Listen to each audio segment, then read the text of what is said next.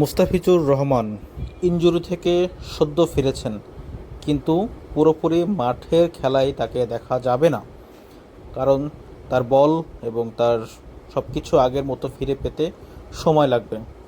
তাই মুস্তাফিজুর রহমান ইনজুরি থেকে ফিরে একটু একটু করে বল করার চেষ্টা করছেন। এখনও তাকে অনেক অনুশীলন করতে হবে এবং তার স্বাভাবিক রিদমে ফিরে আসতে হলে অনেক কষ্ট করতে হবে। বাংলাদেশ সদ্য অস্ট্রেলিয়ার সাথে টেস্ট সিরিজ খেলার জন্য অতি সত্বর অস্ট্রেলিয়াতে পাড়ি জমাবেন এবং সেখানে অবশ্যই মুস্তাফিজকে পাওয়াটা দরকার ছিল, কিন্তু মুস্তাফিজকে বাংলাদেশ টেস্ট দল পাচ্ছে না। ওয়ানডেতে হয়তো পেলেও পেতে পারে।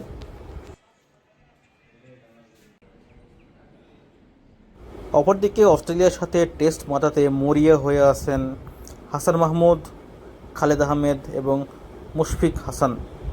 ব্যাটিং প্রান্তে আছেন সৌম্য সরকার, সাদমান ইসলাম, জাকির আলী অনিক। এই সকল প্লেয়ারগুলো অস্ট্রেলিয়া যাবেন। আসলে অস্ট্রেলিয়াতে কন্ডিশন, পিচ সব কিছু মিলে কতটা বাংলাদেশের জন্য সহায়ক হবে সেটাই বলা মুশকিল। কিন্তু বাংলাদেশের অস্ট্রেলিয়াতে যাওয়ার আগে তারা পুরো দমে প্র্যাকটিস করছে, পুরো টেস্টের গতিতেই। 3টা থেকে 4টা বোলিং কন্টিনিউয়াসলি বোলিং করছে, 4টা ব্যাটিং করেই যাচ্ছে 1-2 ঘন্টা যাবৎ। জাকির আলী অনেক প্রায় 2.5 ঘন্টা যাবৎ ব্যাটিং করছে, একাধারে ব্যাটিং করেই যাচ্ছে। কারণ টেস্ট হচ্ছে ধৈর্যের খেলা, উইকেটে টিকে থাকতে হবে, ভালো খেলতে হবে এবং ধৈর্য ধরে খেলাটাকে শেষ করে আসতে হবে। সেই ধারাবাহিকতায় বাংলাদেশ টিম টেস্টের জন্য প্র্যাকটিস শুরু করেছেন এবং প্র্যাকটিস খুবই ভালো মতো হচ্ছে। এখন দেখার বিষয় যে অস্ট্রেলিয়াতে যেয়ে তারা আসলে কী করেন।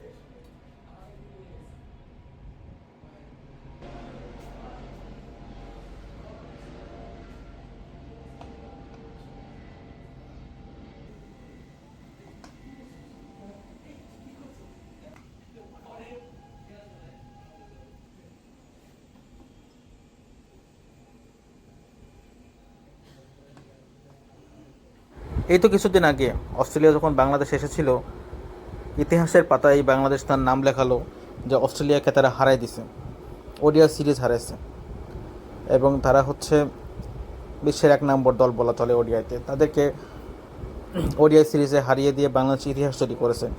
কে বলতে পারে অস্ট্রেলিয়াতে যে টেস্টে অস্ট্রেলিয়াকে হারিয়ে দিয়ে আসবে? এটা অস্বাভাবিক কিছুই না।